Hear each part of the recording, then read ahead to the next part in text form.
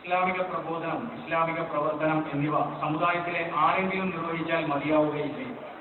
നമസ്കാരം, നോമ്പ് തുടങ്ങിയ ആരാധനാ കർമ്മങ്ങൾ പോലെ അവ വ്യക്തിപരമായ ബാധ്യതയാണ്. യൂസഫ് മുരിസ.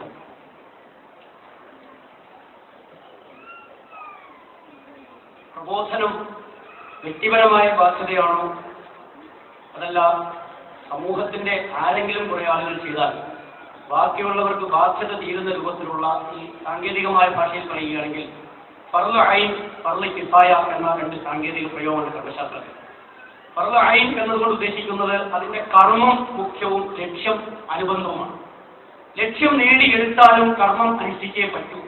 ഉദാഹരണത്തിന് നമസ്കാരം ഒരു വ്യക്തിയുടെ നിർബന്ധമായ അടിസ്ഥാന കർമ്മമാണ്. പക്ഷെ നമസ്കാരത്തിലൂടെ ലക്ഷ്യങ്ങൾ ഖുർആനിൽ പറയുന്നുണ്ട്. അഖ്മിസ്സലാത്തലി ദിക്രി, എന്റെ ഓർമ്മ നിലനിർത്തുവാൻ വേണ്ടി നീ നമസ്കരിക്കുക. അപ്പൊ നമസ്കാരത്തിൽ ലക്ഷ്യം ഓർമ്മ നിലനിർത്തലാണ്. ഒരു സൂഫി വര്യൻ പറയുകയാണ്, ഞാൻ 24 മണിക്കൂറും അള്ളാഹുവിനെ ധ്യാനിക്കുകയാണ്, ദിക്റും സലാത്തും ചൊല്ലിക്കൊണ്ടിരിക്കുകയാണ്, ഇനി ഞാൻ നമസ്കരിക്കേണ്ടതുണ്ടോ?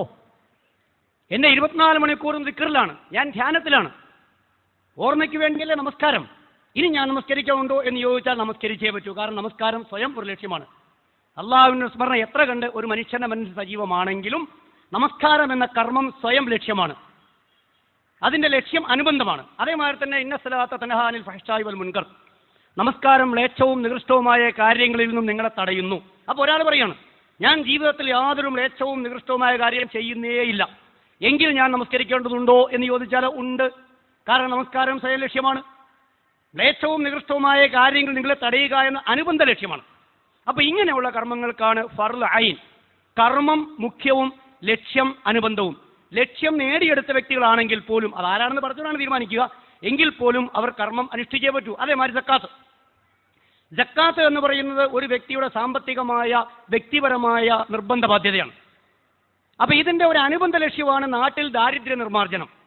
ലോകത്ത് മൊത്തം ജനങ്ങളിൽ ദാരിദ്ര്യമില്ലാതെ ലോകത്തിലെ മുഴുവൻ സമൂഹവും സമ്പന്നരായി കഴിഞ്ഞാലും ജക്കാത്ത് കൊടുക്കണം. എങ്ങോട്ട് കൊടുക്കണം? ബൈത്തുൽ മാലിലേക്ക് കൊടുക്കണം. ഇനി ഇന്ത്യ മഹാരാജ്യത്ത് ദാരിദ്ര്യമേ ഇല്ല, മുസ്ലിം സമുദായം മുഴുവൻ ദാരിദ്ര്യമേ ഇല്ല, സൗദി അറേബ്യയിലോ കുവൈത്തോ പോലൊക്കെ രാജ്യം നോക്കി ദാരിദ്ര്യമേ ഇല്ല അവിടെ, എങ്കിൽ ജക്കാത്ത് കൊടുക്കണ്ടേ? ജക്കാത്ത് കൊടുക്കണം. എവിടെ കൊടുക്കണം? വേറെ എവിടെ ദരിദ്രം എവിടെ കൊടുക്കണം? ലോകത്തെങ്ങും ദാരിദ്ര്യം ഇല്ലെങ്കിൽ ബൈത്തുൽ മാലിൽ സൂക്ഷിക്കണം. എന്നാലും ഇയാൾ ജക്കാത്ത് കൊടുത്തേ പറ്റൂ. തൻ്റെ വീട്ടിൽ കൂട്ടിയ ആൾക്ക് നിയമം അനുവദിക്കുന്നില്ല. കാരണം ജക്കാത്ത് കൊടുക്കുക എന്നത് വ്യക്തിപരമായ നിർബന്ധമായ കർമ്മമാണ്. ദാരിദ്ര്യ നിർമ്മാർജ്ജനം അനുബന്ധ ലക്ഷ്യമാണ്. അനുബന്ധ ലക്ഷ്യം നേടിയാലും നേടിയില്ലെങ്കിലും മുഖ്യകർമ്മം നിർവഹിച്ചേ പറ്റൂ. രണ്ടാമത്തത് ഫർള് കിഫായ. ഇവിടെ ലക്ഷ്യമാണ് പ്രധാനം, കർമ്മമല്ല. നേരെ തിരിച്ച് ലക്ഷ്യമാണ് പ്രധാനം. ലക്ഷ്യം നേടിയെടുത്തു കഴിഞ്ഞാൽ പിന്നെ കർമ്മം എന്തായാലും പ്രശ്നമില്ല, കർമ്മം പിന്നെ വിഷയമല്ല, പിന്നെ അനുഷ്ഠിക്കേണ്ടതില്ല. ഇപ്പോൾ ഉദാഹരണത്തിന് മയ്യിത്ത് സംസ്കരണം, ഇതൊരു ഫർള് കിഫായാണ്. ഇവിടെ ലക്ഷ്യം മയ്യിത്ത് സംസ്കരിക്കുക എന്നതാണ്. ആര് ചെയ്യുന്നു, എങ്ങനെ ചെയ്യുന്നു എന്നതല്ല വിഷയം. അപ്പം മയ്യിത്ത് സംസ്കരണം നിർവഹിക്കുക എന്നത് ഫർള് കിഫായാണ്, അത് സമൂഹത്തിന്റെ പൊതുബാധ്യതയാണ്. ജിഹാദ്, ധർമ്മസമരം, രാഷ്ട്രത്തെ രക്ഷിക്കുക, ശത്രുക്കളെ നേരിടുക, ഇതാണ് ലക്ഷ്യം. ഈ ലക്ഷ്യം നേടുക എന്നതാണ് മുഖ്യം. അതിനുവേണ്ടി നിർവഹിക്കുന്ന കർമ്മം അനുബന്ധമാണ്. ലക്ഷ്യം മുഖ്യവും കർമ്മം അനുബന്ധവും. ആദ്യം തിരിച്ചാണ്, കർമ്മം മുഖ്യവും ലക്ഷ്യം അനുബന്ധവും. അപ്പോൾ ജിഹാദ് എന്ന് പറയുന്നത് ഫർള് കിഫായാണ്, സാമൂഹ്യ ബാധ്യതയാണ്, അത് ലക്ഷ്യം നേടുക എന്നതാണ്. ദഅവത്ത് അതിൽപ്പെട്ട, നേരത്തെ സൂചിപ്പിച്ചല്ലോ, ലോകത്തുള്ള മുഴുവൻ മുസ്ലിം സമൂഹവും ഒറ്റക്കെട്ടായി നിന്നുകൊണ്ട് പ്രവർത്തിച്ചാൽ പോലും തീരാത്തത്രയും വലിയ ഒരു ലക്ഷ്യം ദഅവത്താണ് ലക്ഷ്യം. ഈ ദഅവത്തുള്ള കർമ്മം എന്ന് പറഞ്ഞാൽ അത് അനുബന്ധമാണ്. അപ്പൊ ഇങ്ങനെയുള്ള കാര്യങ്ങളിൽ ഈ കർമ്മം ലക്ഷ്യം നേടിയെടുക്കുന്നതുവരെ ആ പ്രവൃത്തി എല്ലാവരുടെയും ഫർള് ഐനാണ്, എല്ലാവർക്കും ഫർള് ഐനാണ്. കർമ്മം ലക്ഷ്യം നേടുന്നത് വരെ.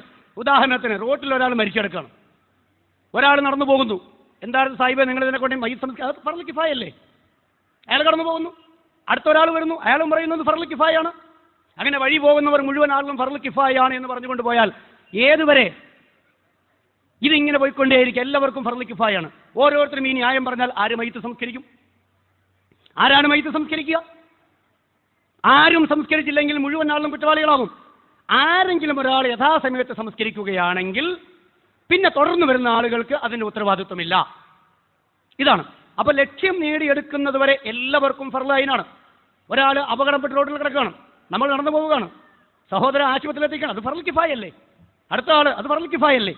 അടുത്ത ആൾ, അത് ഫർള് കിഫായല്ലേ? എല്ലാവരും ഫർള് കിഫായാണെന്ന് പറഞ്ഞാൽ അദ്ദേഹത്തിന്റെ കിഫായ ആയിരിക്കും പിന്നെ നടക്കുക. ഇതാണോ അതിന്റെ ലക്ഷ്യം?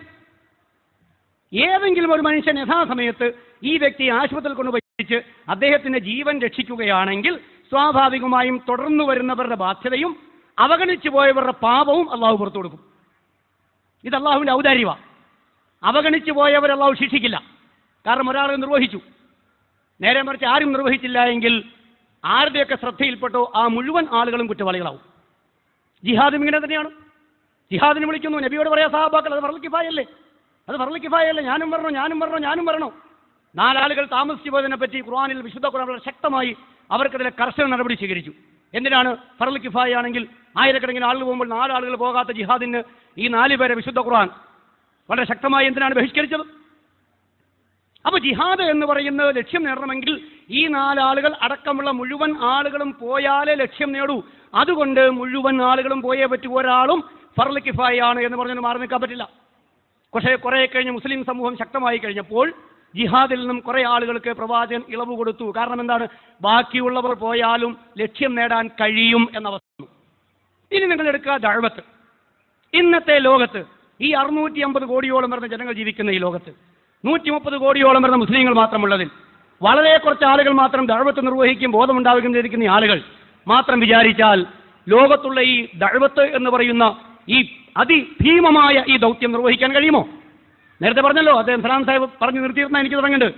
ലോകത്തുള്ള 130 കോടിയോളം വരുന്ന മുസ്ലിം സമൂഹവും ഒറ്റക്കെട്ടായി നിന്നുകൊണ്ട് എല്ലാ അർത്ഥത്തിലും കഴിവാർജിച്ചുകൊണ്ട് പ്രവർത്തിച്ചാൽ പോലും പൂർണ്ണമാക്കാൻ കഴിയാത്ത അത്രയും വലിയ ഒരു മഹാദൗത്യമാണ് ഈ 21-ാം നൂറ്റാണ്ടിൽ ലോകത്തിലെ ദഅവത്ത് എന്ന് പറയുന്നത്. അപ്പോൾ പിന്നെ ഈ ലക്ഷ്യം നേടിക്കഴിഞ്ഞ ഫർള് കിഫായ എന്ന് പറഞ്ഞ് മാറി നിൽക്കാൻ നമുക്ക് ആർക്കാണ് അവസരം കിട്ടുക? ഫർള് കിഫായ എന്ന് പറഞ്ഞൊരു ദഅവത്തിൽ നിന്നും ഒരാൾ മാറി നിൽക്കണമെങ്കിൽ ഈ ലോകത്ത് ദഅവത്ത് പൂർണ്ണമാകണം. ഏതുപോലെ അപകടപ്പെട്ട് കിടക്കുന്ന ഒരാളെ എടുക്കാതെ മാറി നിൽക്കണമെങ്കിൽ അയാൾ ആശുപത്രിയിൽ എത്തിയിരിക്കണം. മരിച്ചു കിടക്കുന്ന ഒരു മയ്യത്തിനെ എനിക്ക് ഫർള് കിഫായ എന്ന് പറയണമെങ്കിൽ ആ മയ്യത്ത് അടക്കം ചെയ്യപ്പെട്ട് കഴിയണം. ജിഹാദ് എനിക്ക് ഫർള് കിഫായാണെന്ന് പറയണമെങ്കിൽ ജിഹാദിന് ലക്ഷ്യം പൂർത്തീകരിക്കാൻ കുറച്ച് ആളുകളെ കൊണ്ട് കഴിയണം. അങ്ങനെ കഴിഞ്ഞെങ്കിൽ മാത്രമേ അത് ഫർള് കിഫായാവൂ. അല്ലെങ്കിൽ അത് കഴിയുന്നതുവരെ അത് ഫർള് ഐനാണ്. യാതൊരു സംശയമില്ല, മുഴുവൻ ആളുകളും ശിക്ഷിക്കപ്പെടും. അപ്പോൾ ഇന്ന് ലോകത്തിൻ്റെ സാമൂഹ്യ സാഹചര്യത്തിൽ ലോകത്തിലെ പ്രബോധനം നിർവഹിക്കുവാൻ വേണ്ടി ലോകത്തുള്ള മുഴുവൻ മുസ്ലിം സമൂഹവും പരിശ്രമിച്ചാൽ പോലും നിർവഹിക്കാൻ സാധിക്കുമോ എന്ന് സംശയം തോന്നുമാറ് അതിഭയങ്കരമായ ഒരു ദൗത്യം മുമ്പിലിരിക്കെ ഓരോരുത്തരും ഫർള് കിഫായ എന്ന് പറഞ്ഞു പോയാൽ അപകടപ്പെട്ട് കിടക്കുന്ന ആളുടെ മുമ്പിൽ കൂടി പറഞ്ഞു പോകുമ്പോൾ അയാൾ മരണപ്പെടുന്നത് പോലെ തന്നെ ലോകത്ത് ദീനും അസ്തമിക്കുകയായിരിക്കും, അല്ലെങ്കിൽ പ്രസിദ്ധി ലാഭിക്കുകയായിരിക്കും ഫലം. അതുകൊണ്ട് അത്തരം ഒരു ഫർള് കിഫായ വാദം ഇസ്ലാമിൽ സ്വീകാര്യമല്ല. അതുകൊണ്ടാണ് ഇവിടെ ലക്ഷ്യമാണ് മുഖ്യം, കർമ്മം അനുബന്ധമാണ്. ലക്ഷ്യം നിർവഹിച്ചു കഴിഞ്ഞോ പിന്നെ കർമ്മം ആവശ്യമില്ല. ആർക്കെങ്കിലും പറയാൻ കഴിയുമോ ദഅവത്ത് ലക്ഷ്യം നിർവഹിച്ചു കഴിഞ്ഞുവെന്ന്? അങ്ങനെ ആത്മാർത്ഥമായി പറയാൻ കഴിയുമെങ്കിൽ പിന്നെ ദഅവത്ത് ഫർള് കിഫായ തന്നെയാണ്.